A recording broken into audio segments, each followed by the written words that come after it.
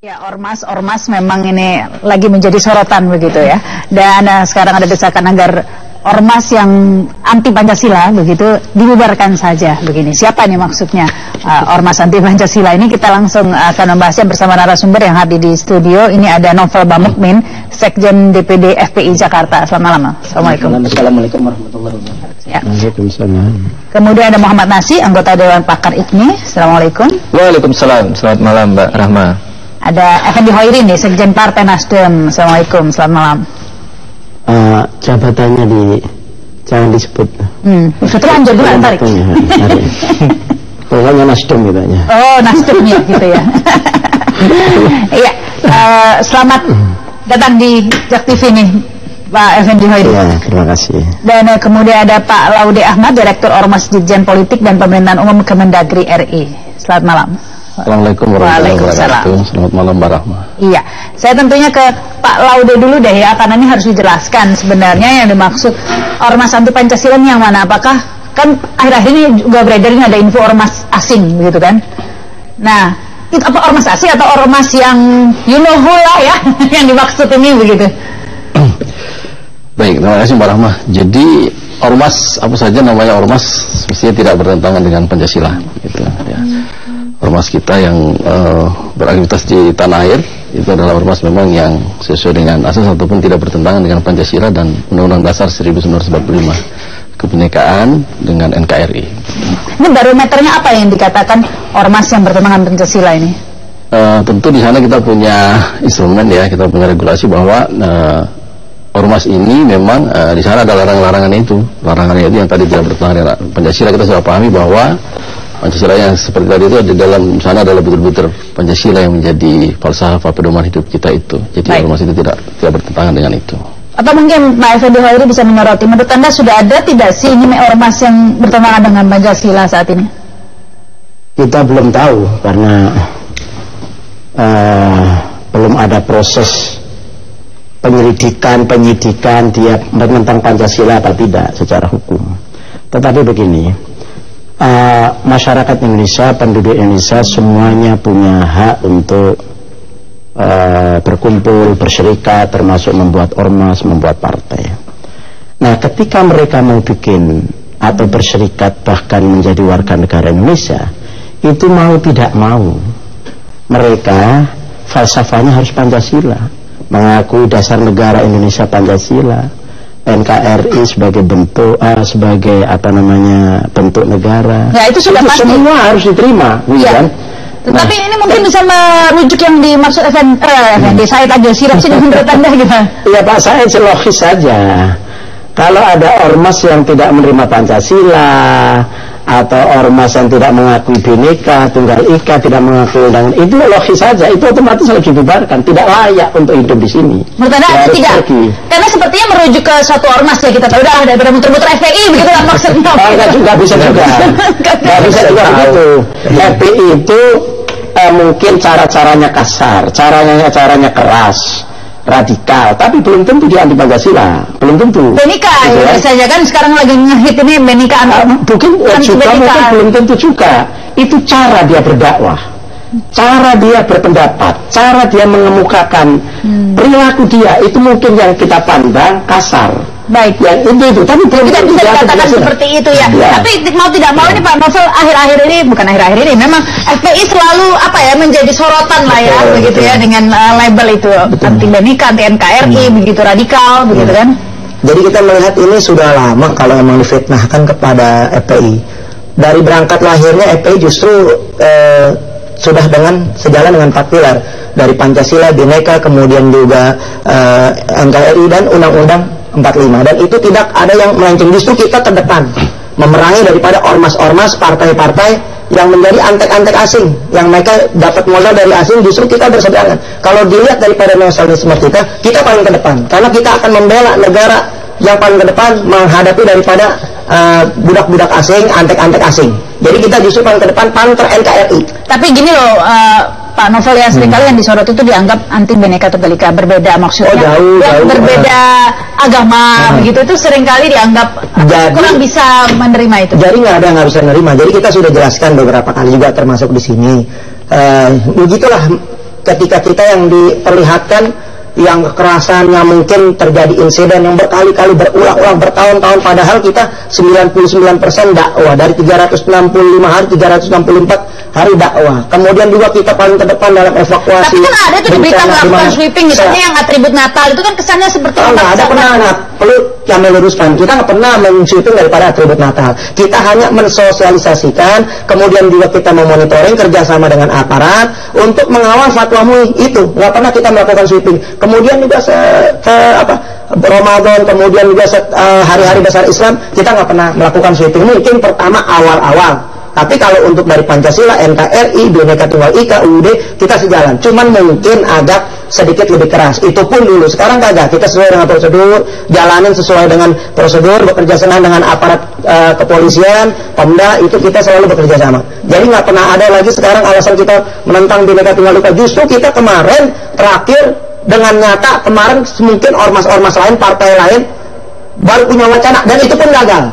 Justru menghadirkan nuansa-nuansa yang ketika kita lihat ada acara di Monas 412, justru ada lambang-lambang asing yang hadir ketika itu. Justru FPI ini Bhinneka Tunggal Ika dari Sabang sampai Merauke kemarin temu semuanya berbagai suku bangsa, ada yang berbagai etnis, kita terima dan kita selalu melakukan dialog antar agama itu di FKUD, kemudian kita juga dialog bersama di Pemda DKI, Kesbangpol kita bersama, kemudian juga buka puasa bersama, dan kita pun FPI DKI Jakarta ini sering mengadakan yaitu dialog lintas agama, dan itu sudah kita bina. Nah, yang begini ketika kita undang itu nggak pernah media tertarik, mereka hanya tertarik melihat insiden-insiden yang ada. Iya, makanya ini bukan di sini, di mungkin media lain yang selalu yang kita udah datengin. Langsung kita datangin itu stasiun TV-nya, kita laporkan ke KPI, ini adalah pembunuhan karakter, ini adalah pembusukan opini. Dan alhamdulillah sudah nggak pernah lagi ditayangkan video-video, tayangan-tayangan yang ketika kita terjadi insiden gitu. Alhamdulillah sekarang mereka KPI sudah mendengar kita, nggak pernah lagi. Salah satu yang salah satu stasiun TV yang kemarin diusir-usir sama warga, itu dia yang kita protes. Nggak bawa jauh daripada Jack TV ini, maka kita hadir di sini karena kita percaya dengan Jack TV. Baik, memang netral. Baik, terima kasih. Selanjutnya nih Pak Nasir, sebenarnya desakan apa ya agar karena ormas ini kita tahu pembubarannya, mau nanti saya tanyakan lagi ke Pak Laude ya, mekanismenya itu memang seperti rumit ya, harus melalui pengadilan dan tetapi banyak masyarakat yang tidak sejalan begitu, yang resah kemudian mendesak agar ormas-ormas mungkin saya jangan tunjukin ke saya loh. Buktinya kita kemarin 7 juta 8 juta damai, justru kita terbanyak. Nah, kita berangkat dari perspektif bahwa negara kita ini adalah negara hukum. Ya, maka semuanya harus didasarkan kepada hukum. Nah, kita juga punya undang-undang tentang keormasan misalnya. Nah, itu kan ada ya. Nah, kemudian tadi seperti dikatakan oleh Pak Effendi Khairi tadi, bahwa untuk menilai tadi itu juga tidak mudah gitu. Tidak asal semua orang misalnya tidak setuju misalnya, kemudian dia menginginkan untuk dibubarkan, kemudian langsung dibubarkan, kan tidak bisa.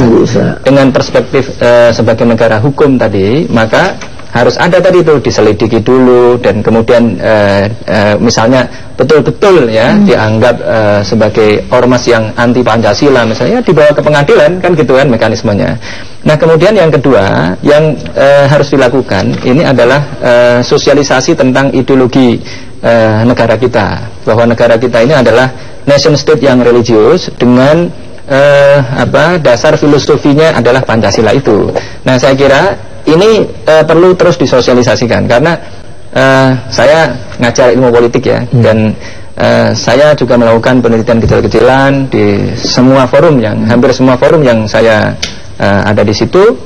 Saya bertanya misalnya apa yang disebut dengan nasionalisme misalnya, paling mereka menjawab bahwa nasionalisme itu paham cinta tanah air misalnya, tapi tidak sampai pada perspektif bahwa nasionalisme yang dimaksudkan oleh Soekarno dulu itu adalah nasionalisme yang religius berdasarkan Pancasila, atau tadi itu dasar filosofinya adalah Pancasila gitu. Nah, inilah yang harus digunakan. Baik, kita harus break dulu ya, kita lanjutkan lagi ya. Setelah lagi kita masih akan menyorot ini ya, bagaimana syarat-syarat pembubaran ormas ini, karena ada yang menganggap bahwa ormas di Indonesia ini mudah muncul tapi sulit dibubarkan begitu ya. Kita akan membahasnya setelah pesan-pesan berikut ini. Ya, Anda kembali bersama kami dalam Pro dan Kontra. Saya ke Pak Laude Ahmad ya. Ini memang di Indonesia begitu banyak ormas-ormas gitu, katanya kan tadi itu mudah muncul tapi sulit dibubarkan. Sebenarnya kadang-kadang kita tidak tahu, mungkin bukan FPI, kalau FPI sudah banyak dikenal ya, jauh-jauh Pak, jauh. Tetapi udah ketinggalan informasi kalau FPI masih diberitakan, udah ketinggalan. Sudah berubah ya. Udah keterbelakangan intelektual kalau menuduh FPI gitu, udah keterbelakangan. Oke. Tapi ini yang lainnya, banyak ormas-ormas tiba-tiba, contohnya yang terjadi di Sabubuah di Bandung itu ya, yang membuat PKI. Atau ada pengawal Ahlus Sunnah. Sebelumnya kita tidak pernah mendengar ormas itu tiba-tiba ada terus memubarkan. Nah ini kan perlu ditertibkan yang seperti ini Pak. Jadi begini Mbak Rahma, mungkin perlu kita saya garis bawahi bahwa ormas hari ini menurut undang-undang itu kita bahwa adalah organisasi kemasyarakatan yang terdaftar atau punya status, baik dia berbadan hukum atau terdaftar pada Kementerian Dalam Negeri misalnya. Nah, kalau mungkin yang lain adalah kelompok-kelompok masyarakat tadi itu. Nah, kalau ormas di sini adalah misalnya perkumpulan, yayasan ataupun organisasi kemasyarakatan yang terdaftar pada pemerintah, begitu. Kalau kelompok masyarakat itu bisa dibubarkan kapan saja. Artinya gimana kita membubarkan orang terdaftar aja tidak? Apa yang bisa dibubarkan? Tidak punya bentuk ya. Paling tindakan hukum, kena tindakan kelakuan personalnya dan kita melanggar hukum itulah bisa diproses. Masih. Nah, ormas ini ya tadi itu proses dalam kondisi seperti apa ini syarat-syarat ormas bisa dibubarkan ini Pak Laude? Mekanisme seperti apa, kan katanya harus ke pengadilan dulu atau bagaimana? Oh iya. Jadi memang kalau ketika dia sudah berdiri, terdaftar atau punya status itu tentu dia kalau misalnya dibubarkan itu jauh. Tahapannya panjang gitu Mbak. Jadi katakanlah dia mungkin ada sorotan masyarakat atau mungkin pemerintah daerah gitu bahwa ormas ini ada aktivitas atau tindakan yang bertentangan dengan misalnya ketertiban umum dan hal-hal yang menjadi larangan dia itu ada dilakukan dulu langkah-langkah persuasif. Ini, saya kira perlu dijelaskan Pak syarat-syarat untuk pendirian ormas. Salah satunya adalah dia harus menerima asas falsafah Pancasila. Iya, kan ada persyaratannya itu. Saya kira itu sudah clear ya, bahwa di dalam anggaran dasar anggaran rumah tangganya itu kemudian di dalam ketentuan undang-undang itu jelas pertama bahwa ormas itu berdasarkan Pancasila atau tidak bertentangan dengan Pancasila dan Undang-Undang Dasar 1945. Itu sudah harga mati. Gitu ya. Kemudian sebetulnya dari sisi konstitusi dia atau anggaran dasar anggaran rumah tangganya itu, ya kan, dia sudah harus memang sejalan dengan tadi Pancasila dengan 3 pilar kebangsaan yang lain itu memang harus. Kemudian program kerja yang kita lihat. Nah, ketika dalam aktivitasnya itu dia ada yang melanggar dari larangannya atau ketentuan perundang-undangan, nah baru kita lihat. Tapi langkah pertama pemerintah itu dia harus melakukan komunikasi persuasif dulu, gitu. Karena pemerintah kan harus juga ini memberdayakan, membina ormas dan seterusnya. Lalu langkah persuasif itu misalnya Anda bertentangan ya, ada kegiatan Anda yang bertentangan, aktivitas Anda yang melanggar ketentuan perundang-undangan, disampaikan dulu dia. Seperti apa itu contohnya ini maksudnya? Ya, misalnya kita memanggil dia, kita melakukan komunikasi, kita memanggil, misalnya kan, ngurusnya itu kita sampaikan bahwa ini ada langkah atau tindakan aktivitas. Nah, maksudnya aktivitas apa yang aktivitasnya yang melanggar ketentuan perundang-undangan, misalnya tadi mengganggu ketertiban umum, mengganggu kerukunan sosial dan seterusnya misalnya, atau ada laporan masyarakat misalnya begitu. Setelah itu baru kita lakukan langkah yang menurut undang-undang tadi adalah peringatan pertama, peringatan kedua, peringatan ketiga dan seterusnya. Pun kalau peringatan pertama itu dipatuhi, kembali dia begitu bahwa dia bisa berjalan aktivitas sebagaimana biasa. Kalau ada lagi, pertama lagi, kemudian kedua lagi, kalau kedua lagi bisa kembali lagi dan seterusnya. Sangat panjang. Balik lagi sampai kedua lagi. Karena ini ya, kalau dia sudah katakanlah kembali ya 0 lagi gitu. Alangkah lagi 1 dulu, kedua. Ya gitu, kembali lagi dan seterusnya. Baru setelah itu melalui proses pengadilan ada keputusan pengadilan boleh dibubarkan seperti. Oh ya, itu yang final itu adalah pencabutan status. Kalau dia terdaftar, dia status terdaftarnya dicabut. Kalau dia badan hukum, status badan hukumnya dicabut. Dan itu bisa dilakukan dengan keputusan pengadilan begitu. Ya, tentu yang berbadan hukum tadi dilakukan dengan keputusan pengadilan tentunya. Itu juga cukup panjang relatifnya, harus melalui fase-fase tadi. Ya, jadi intinya Mbak, ormas dan partai politik di Indonesia bisa dibubarkan. Saya ikut membuat undang-undang ormas ini. Ya.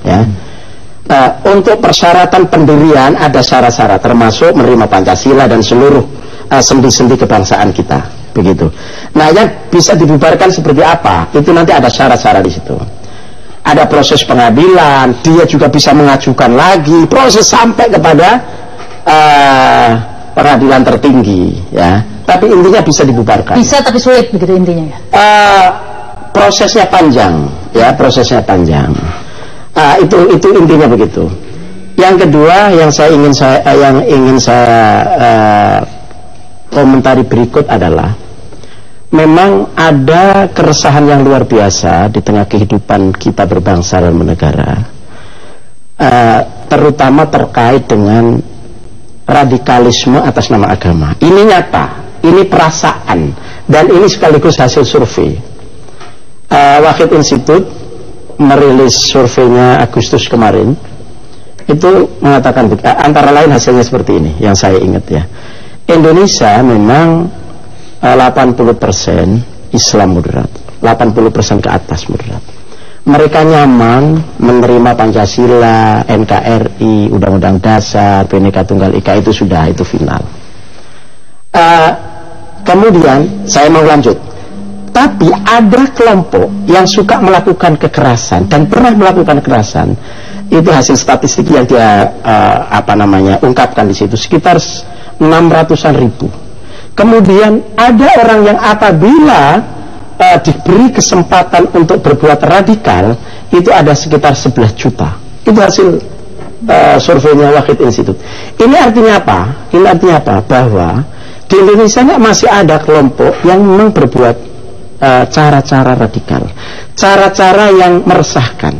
Budaya Indonesia secara umum sebetulnya kehidupannya ingin harmoni.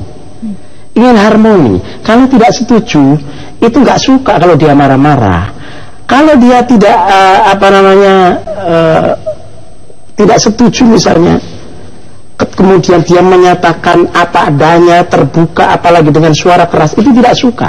Baik, ini itu. Ya seperti itu ya ini Pak. Ya. Memang ada seperti semacam keresahan. Ya, sebentar. Nah, terkait dengan ini, selama ini FPI untuk ada sekretarisnya ini, memang kita dari sisi ideologi, dari sisi kita baca tentang ADART FPI itu Islam Ahlussunnah wal Jamaah. Kalau nggak salah begitu ya. Betul, Ahlussunnah wal Jamaah. Tetapi memang tampilan Islam Ahlussunnah wal Jamaah juga beragam. Tapi memang ketika kita mendengarkan cara Habib Rizik ketika berpidato, memang menggunakan style yang keras, yang agak kasar. Mungkin karena kultur dia, latar belakang dia, tapi mungkin maksudnya tidak persis seperti kata-katanya, mungkin, gitu kan? Kemudian awal-awal kelahirannya dia begitu keras, ketika dia nahi mungkar itu dengan bawa pentu, dengan terus mengorbankan semangat jihad, Allahu Akbar. Nah ini kemudian ditangkap, dipersepsi oleh publik. Ini radikal, ini seolah anti Pancasila, ini seolah anti intoleransi, ini seolah anti Bhinneka Tunggal Ika. Itu. Nah persepsi itu ada sampai sekarang. Dan ada beberapa peristiwa anarkis juga yang kata jadi kita membantah. Kalau kita benar-benar nggak percaya kepada Wahid Institute ya, yang risetnya apa, karena juga adalah boleh dikatakan kita mendengar juga punya pendapat itu bagian daripada antek-antek asing menurut kita ya. Jadi memang selalu berseberangan dengan FPI yang selama ini justru itu kan teori, tapi prakteknya seperti kita lihat dalam sejarahnya momentum 212 adalah warga yang begitu luar biasa simpatik, yang begitu digembosin saja 8 juta hadir. Jadi nggak bisa dibuat patokan selama ini warga masyarakat yang mana, masyarakat yang sudah jelas kemarin hadir 212 super damai tertib, itulah wujud Bhinneka Tunggal Ika, kebersamaan kita kumpul. Jadi sementara data-data ini sudah nggak kepake, sudah basi, sudah kadaluarsa. Meskipun FPI loh yang tapi semua ambil peranan, justru kita Habib Rizik sebagai ketua Dewan Pembina yang ketika itu saya yakin gitu kan, dengan apa yang masyarakat ini sudah sadar, dengan penipuan-penipuan yang ada itu kan, data-data yang paling mayoritas itu bohong. Yang kemarin ini timbul kan ya, sudah dibuktikan. Justru kita mengawal yang berseberangan dengan kita itu selalu memfitnah, ya kan, dengan kasar.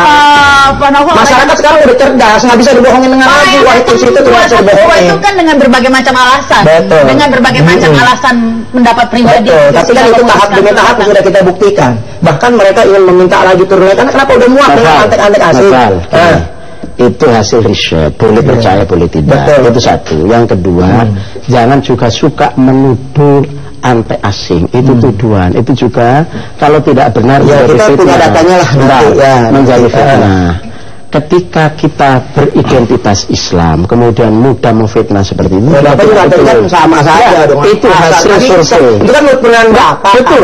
Itu yang masyarakat itu nggak bisa dibohongin dengan ini persepsi publik. persepsi publik itu bisa kita nilai. Kalau saya nggak menurut yang paling kenyataan seperti itu. Iya boleh bela, tapi ini fakta. Itu Bu, fakta dari mana? Silakan gelar data. Gelar data. Saya ke Pak Nasih ini, Pak Nasih. Memang apa ya? Udah nggak kena masyarakat dibohongin seperti itu, Pak. Udah nggak bisa. Kenyataan, lihat hasil sulit. Dalam sejarah itu nggak bisa dibohongin. Baik, nggak bisa dibohongin. Dibohongin pakai apa? Baik, dibohongin pakai data Wahid Institute. Baik, tapi begini Pak, memang ada sekarang ini yang lagi berkembang di masyarakat ya, seperti ada dua kelompok begitu. Ada yang kelompok yang bisa menerima yang tadi itu yang kata Pak Novel tidak bisa dibohongi itu. Tapi masyarakat sekarang. Ada juga yang merasa tidak bisa menerima itu juga. Begitu ada yang menganggap wah ini golongan, saya tidak menyebut FPI lah, ada golongan yang terlalu mudah mengkafir-kafirkan begitu. Kalau atau tadi itu disinggung kalau kami mengumpulkan yang disinggung-singgung lintas mazhab, lintas aliran, lintas paham. Yang disinggung-singgung tadi itu misalnya kelihatan keras ya. Gitu. Saya pikir satu memang ada semacam manipulasi gitu ya, manipulasi yang dilakukan oleh sebagian media sehingga yang nampak itu hanya kerasnya saja. Atau yang kedua tadi saya nyambung yang dikatakan oleh Gus Coy tadi bahwa memang ada ormas-ormas yang menampakkan amar ma'rufnya gitu. Nah, FPI ini misalnya itu menurut saya adalah mengisi ruang yang nahi mungkar. Nahi mungkar itu memang agak sulit, lebih sulit lah. Misalnya ngajak Mbak Rahma untuk berbuat baik itu enak aja karena tidak menimbulkan ketersinggungan. Tetapi kalau melarang orang melakukan tindakan yang tidak baik itu yang berat gitu. Nah, di samping itu ada masalah misalnya masalah ketidakadilan ya, masalah penegakan hukum. Misalnya ada pelanggaran-pelanggaran hukum yang dilakukan oleh kelompok tertentu atau pihak tertentu, tetapi aparat penegak hukum tidak menjalankan perannya dengan baik. Ini terus kemudian pihak siapa? Pihak mana yang harus melakukan itu gitu. Nah, karena aparat penegak hukum ini lambat, maka kemudian dilakukan oleh FPI.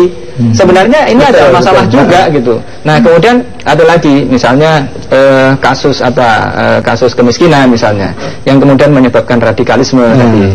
Itu kan juga masalah. Maka menurut saya yang harus dilakukan oleh pemerintah tidak hanya sekedar tadi misalnya sosialisasi, pendidikan misalnya, tetapi juga harus memperhatikan ini. Maka surveinya ini juga harus diperluas lagi gitu.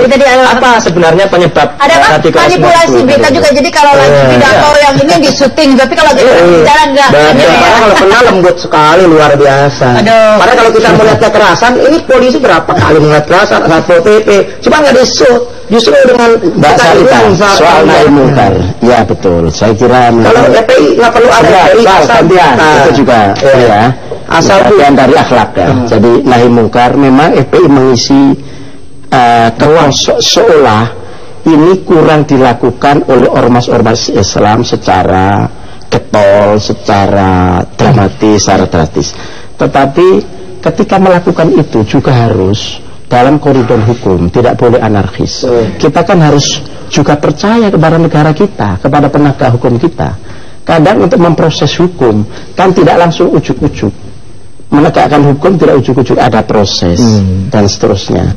Oleh karena itu semua hal boleh nahi mungkar, tetapi juga dalam koridor hukum pemerintah, hukum Indonesia, undang-undang yang kita sepakati. Baik, kita harus break dulu, kita lanjutkan lagi pemirsa. Tidak boleh anarkis ya. Ya, setelah pesan-pesan berikut ini kami segera kembali. Kembali bersama kami dalam Pro dan Kontra. Kita lanjutkan, saya ke Pak Laude ya, karena bagaimana jika kemudian suatu ormas melakukan tindak pidana atau tindak anarkis lah ya, anarkis ataupun pidana ya, karena beredar kabar ini belum terkonfirmasi ada terima transfer uang seperti itu. Nah, ini apakah ini bisa menjadi salah satu sebab pembubaran ormas tersebut? Saya pikir ya, kalau memang dalam artian bahwa sudah ada tindak pidana, kemudian aparat keamanan melakukan kegiatan penyelidikan dan seterusnya begitu kan, pada akhirnya akan kalau memang secara kelembagaan ya, secara kelembagaan, bukan oknumnya ya, kalau secara kelembagaan tentu ini bisa mempengaruhi dan data-data dari fakta-fakta itu akan disampaikan kepada pemerintah atau kepada pihak yang menerbitkan status tadi, badan hukum atau terdaftar, sehingga akan dibicarakan bahwa hasil ini tentu akan mempengaruhi kepada ormas itu secara kelembagaan. Kalau anarkis biasanya misalnya melakukan pengrusakan gitu misalnya, itu juga termasuk ya, apapun itu kalau sinyalemen bahwa itu hasil tindak pidana katakan begitu, sudah akan melalui proses hukum dan seterusnya. Nah, itu tadi seperti katakan Pak Novel, jatuh-jatuhnya sering personal, orang yang lagi merusakan itu aja yang dihukum. Karena nggak ada instruksi, nggak pernah ada. Karena ada ART jelas, ada ART nggak ada. Ormasnya sendiri nggak pernah kena ya, karena ada ART-nya jelas, nggak ada unsur untuk menyuruh kesalahan. Karena kita punya KTA aja itu dilarang membawa senjata, melakukan tindakan anarkis. Tapi sering kali beredar tadi tuh bahwa memang ada transferan uang. Nah, itu dia mungkin jauh kalau dari APL, mungkin LSM, partai-partai lain, ormas yang lain, itu yang kita lagi cari, kita lagi curiga, dan itu yang mesti dibubarkan. Termasuk ormas-ormas asing, itu yang berbahaya, yang mengancam ke Bhinneka Tunggal, itu yang segera harus dibubarkan. Nah, ini yang mungkin bisa dilihat, memang benar tidak ada ormas asing, memang itu seperti apa sih? Memang itu sudah termasuk itu berbahaya, itu diizinkan, kemudian tidak harus dibubarkan, Pak. Artinya begini, beda lagi kan, artinya kalau memang yang bertentangan dengan ketentuan perundang-undangan, statusnya pasti kita akan lakukan review di situ ya. Kalau misalnya bertentangan misalnya pidana, begitu juga otomatis. Nah, kalau status ormas asing ini seperti apa di peraturan kita? Itu nggak mungkin tentu sama juga bahwa dia mengikuti proses sesuai dengan ketentuan perundang-undangan. Perundang-undangan itu seperti apa diperbolehkan? Pancasila sesuai kan nggak mungkin. Ormas asing bisa beraktivitas di Indonesia. Di situ ada Undang-Undang 17 tahun 2013 ya, ormas kita, kemudian ada peraturan pemerintah itu mengatur itu bahwa badan hukum atau yayasan asing bisa beraktivitas di Indonesia. Tentu dengan persyaratan-persyaratan yang sangat rigid, ada izin prinsip, ada izin operasional dan seterusnya. Itu perlu di judicial review tuh. Kira-kira ormas asing itu seperti ini, misalnya perlu seperti NU itu punya cabang di luar negeri. Ya. Nah, itu mungkin kategori ormas asing di dalam negara itu. Tapi Pak, itu Bapak bisa menjelaskan tentang pasal-pasal yang ada di dalam ormas itu sebetulnya, ya kan? Sebagai orang yang bertanggung jawab, saya sudah agak lupa. Yang membuat aja yang menjelaskan. Ini yang bertanggung jawab ini. Kira bersama kita membuat. Tapi intinya bahwa bisa bersama-sama membuat. Ya. Ketika dia melakukan pelanggaran secara masif, dia pelanggaran bisa. Orang-orangnya tadi itu seperti kata-kata Pak Novel, oknumnya yang melakukan perusahaan itu saja Pak yang dihukum, Pak. Oh enggak, itu juga dihukum ketika dia melakukan perusakan segala macam lah, melanggar hukum. Itu tentu saja ada proses hukum. Tetapi ormas sendiri ketika dia secara kebijakan, kelembagaan, ada instruksi melakukan pelanggaran. Udah pasti nggak ada Pak, ya tadi kita katakan mana masa ada ormas kita boleh. Yang saya boleh soal instruksi bisa aja kita harus melakukan itu kan bisa aja kalau sudah struktural mungkin itu itu personal. Kalau nahi mungkarnya saya ingin silakan tadi yang disampaikan oleh Gus Coy tadi soal penegakan hukum tadi ya, bahwa proses hukum memang lama ya, prosesnya bisa bulanan, bisa tahunan bahkan. Nah, tetapi ada problem begini. Jadi kalau kita disuruh percaya kepada hukum negara ini, ya kita setuju aja. Tetapi kan kita tahu sendiri, misalnya seperti yang dikatakan oleh Pak Jokowi aja. Pak Jokowi aja mengakui bahwa hukum itu tajam ke bawah, turun di atas misalnya. Bagaimana mungkin rakyat biasa melihat ketidakadilan, melihat ada kemungkaran dan sebagainya, kemudian disuruh diam-diam aja, sementara aparatnya tidak bergerak misalnya. Nah, inilah yang kemudian harus disikapi bersama, terutama tadi masalah aparat, terutama penegak hukum tadi itu, agar apabila aparat hukum telah bergerak dengan baik, telah melakukan tugasnya, maka tidak perlu ada FPI. Jadi kalau aparat penegak hukum itu bekerja dengan optimal, maka FPI akan bubar dengan sendiri. Tapi ada yang mengkritisi FPI juga loh Pak Novel. Sama juga dengan hukumnya, bukannya itu tumpul ke atas tajam ke bawah. Jadi kalau misalnya prostitusi yang besar-besar gitu tidak perlu sweeping, Alexis dan lain. Semuanya udah, semuanya kita mau proses. Jadi kita ada yang, jadi kita begini, semua tindakan kita itu sesuai prosedur hukum. Kita libatkan daripada kepolisian, kemudian Satpol PP, dari camat turun sampai warga, tokoh masyarakat, kemudian tokoh agama, tokoh ormas, semuanya kita libatkan secara prosedur. Memang lama, tapi salah satu contoh yang kita sudah berhasil di daerah Pasar Minggu itu ada 10 tempat hiburan yang kita tutup bersama dengan aparatur pemerintahan, dan itu kalau kita ikutin prosedur hasilnya bagus, permanen, dan itu nggak pernah buka lagi sampai sekarang. Karena kenapa? Kita menjawab keserasian masyarakat. Nah, yang begini ini lagi-lagi yang kecil-kecil aja Pak Novel, yang semuanya sudah kita aja. Semuanya yang paling besar di Indonesia pun semuanya sudah kita. Tapi nggak fair juga kalau menuntut FPI untuk membubarkan yang besar misalnya, karena sebenarnya itu bukan tugasnya. Tugas itu adalah tugas aparat, tugas negara ya. Misalnya ada bisnis-bisnis yang tadi itu ada narkoba, ada PSK dan lain sebagainya dalam skala yang besar, itu kan tugas negara sebenarnya. Maka tadi saya katakan kalau negara ini menjalankan menjalankan fungsinya dengan baik, ormas-ormas itu nggak ada fungsinya misalnya. Ini bukan yang kekerasan itu misalnya. Misalnya NU dan Muhammadiyah itu nanti malah mungkin bisa jadi agak nggak relevan. Jadi nahi mungkar tetap pendidikannya kita, termasuk tugas keagamaan, tetapi caranya mungkin lewat forum-forum keagamaan, bersifat himbauan moral, bersifat statement, tapi bukan aksi, bukan mensweeping. Ketika sudah aksi itu sudah tugas aparat negara dan kita harus percaya itu. Ya. Kalau enggak itu namanya anarki. Anarki sendiri itu juga bertentangan dengan agama, maksudnya baik. Nahi mungkar itu baik, memang kewajiban, tapi caranya ketika tidak baik itu juga bertentangan dengan agama itu sendiri. Makanya tadi itu problemnya cara negaranya ini loh. Ya, kadang atorikotu ahamu minal mata. Jadi kadang cara itu lebih penting ketimbang substansi itu sendiri. Nah, oleh karena itu dikombinasikan. Tadi Noval menyebut, saya kira bagus ketika misalnya ini ada kemungkaran di sini, ini melanggar hukum, tapi EPI atau yang lain boleh lapor kepada polisi, bahkan diharuskan lapor kepada polisi. Pak, itu kami bisa mendampingi rakyat ini, bisa menyaksikan atau bisa itu, dan itu caranya bagus. Tapi bukan aksi sendiri kemudian diobrak-abrik seperti ini, seperti di Surabaya kemarin. Ya, di Surabaya kemarin kan ada nggak tahu itu dari EPI atau dari mana, pokoknya ada berjubah atau pakaian hitam putih, obrak-abrik. Nah, begini ini maksudnya nah itu kan nggak jelas juga identitasnya, tapi ya Pak ya kan warga negara ya kan, masih harus diproses, ini salah harus maksudnya ormasnya itu makanya tadi saya katakan kalau itu kan pidana itu ya hukumnya gitu. Kalau ada yang begitu tindak aja kan gitu kan selesai sebenarnya. Maka tadi nggak bisa kita berharap semuanya baik-baik saja apabila tadi aparat hukumnya masih seperti itu, maka harus dibenahi ya. Ini Pak Gus Coy. Baik, kita harus break dulu ya pemirsa, kami akan kembali setelah pesan-pesan berikut. Anda kembali bersama kami dalam program kita lanjutkan ya. Tadi tuh Pak Novel, Gus Coy tadi menyoroti tentang cara begitu ya. Salah satunya yang paling akhir ya atribut Natal begitu kan. Dikatakan sendiri oleh Pak Novel tadi tidak pernah melakukan sweeping tapi sosialisasi. Nah, tapi mengapa cara sosialisasi itu harus didatengin? Itu kan bikin orang grogi dulu kan begitu. Kan banyak cara, misalnya lewat surat atau tidak harus datang rame-rame gitu. Jadi kita itu sebenarnya sosialisasi itu biasa seperti kita Ramadan. Justru kita mendorong terbitnya perda daripada hiburan di Ramadan DKI ini, kita yang dorong.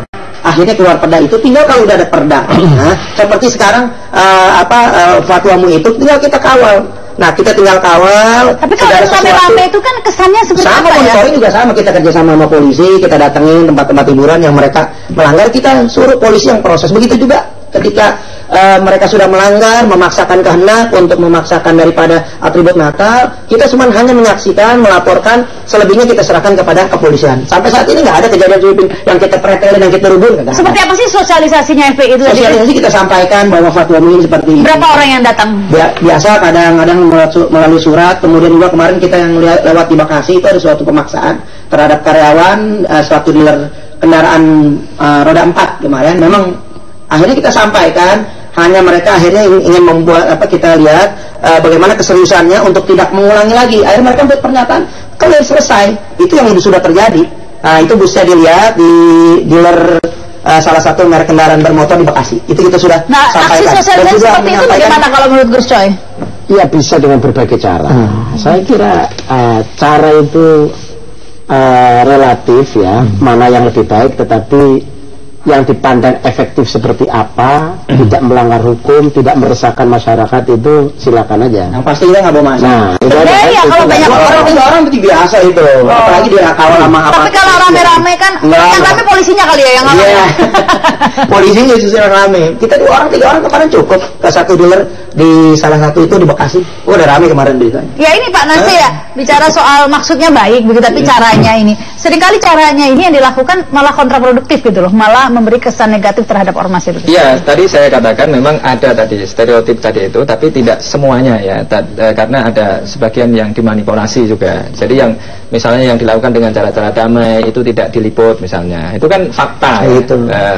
Saya bukan FPI nih, sama sekali bukan FPI, bisa dicek. Tapi ya saya harus mengatakan demikian ya.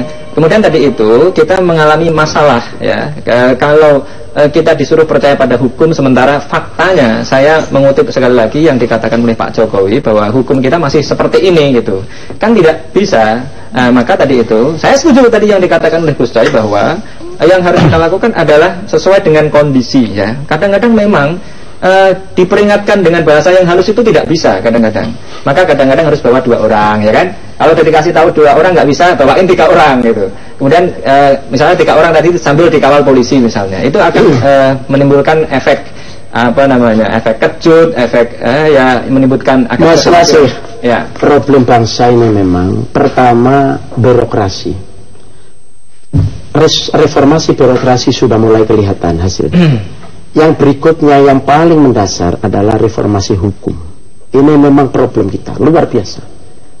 Hakim-hakim kita ini masih banyak yang bejat, ya. Ini problem kita. Ujung dari sebuah proses kehidupan berbangsa dan bernegara, supaya nggak anarkis, supaya tidak ngaco, supaya tenang. Ketika ada kesalahan-kesalahan, prosesnya kan dihukum. Ketika dihukum orang mencari keadilan, banyak yang tidak adil kan? Ini memang problem kita. Tetapi ada satu situasi di mana kita punya kepemimpinan polisi yang Pak Tito ini, ya. Ini saya kira ada harapan penegak hukum yang dimulai dari kepolisian, di mana polisi selama ini bejat luar biasa, masih mulai dari atas sampai bawah. Dengan adanya Pak Tito ini ada harapan.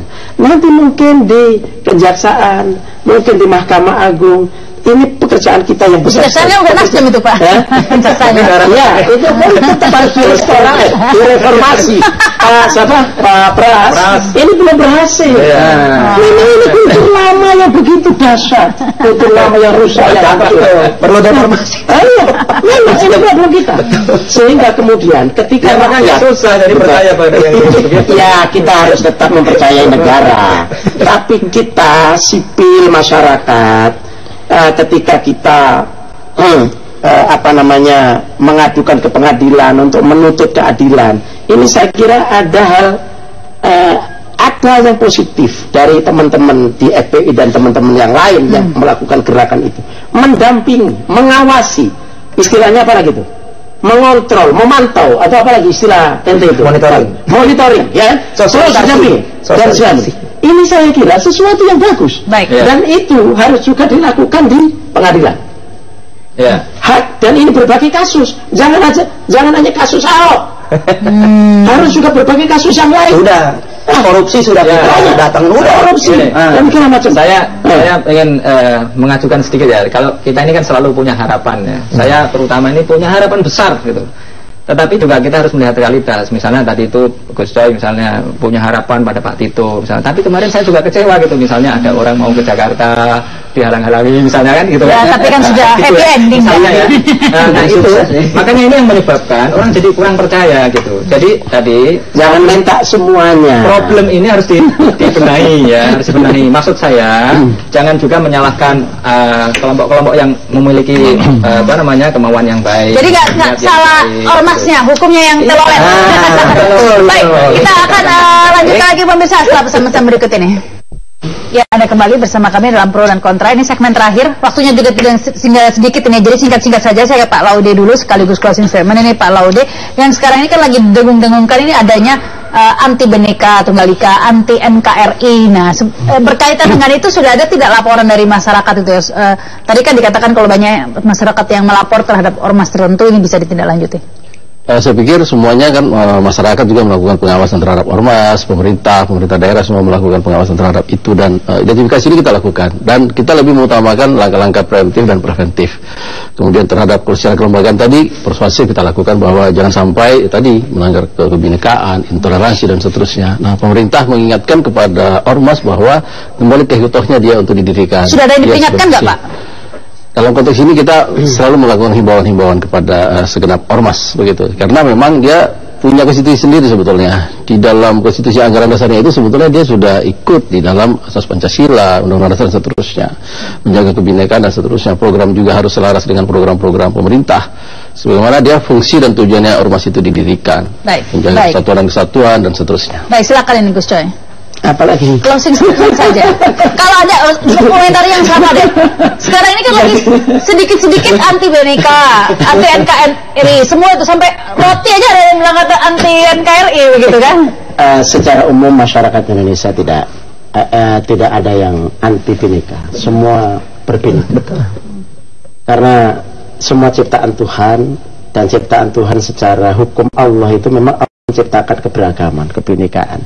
Semua pada hakikatnya menerima kebinekaan ini. Ini berlima aja beda. Nah, hanya kemudian ada sikap-sikap yang dikesankan, dipersepsikan. Ini agak berbeda. Ini seolah anti Bhinneka. Ya, ini soalnya intoleransi dan seterusnya. Ini memang ada hasil survei. Maaf Novel, sekali lagi ini survei ini kan pakai ilmu untuk melihat tempat orang itu dengan pendapat mereka. Ini ada tapi kecil. Tapi ada. Seperti yang saya sebut tadi, sekian ratus gitu kan. Nggak tahu jumlah itu bagaimana penjelasannya, itu perlu diundang juga ke sini ya, penjelasannya seperti apa. Ya, ada sekian juta, itu perlu baik, kalau tapi ada, itu jumlahnya. Kalau ada sih pasti ada ya, di antara sekian banyak orang pasti ada yang mereka menganggap Indonesia dengan falsafah Pancasila itu 80% ke atas. Bhinneka Tunggal Ika menerima 80%. Pada dasarnya sudah. Tapi mau tidak mau nih Pak Novel, ini FPI yang seringkali menjadi tertuduh ini ya. Dianggap apa segala aktivitasnya itu tidak Bhinneka Tunggal Ika, intoleransi, tidak apa ya? Cinta NKRI. Jadi saya sampaikan sekali lagi, yang menuduh itu hanya orang yang keterbelakangan intelektual, itu sudah jelas.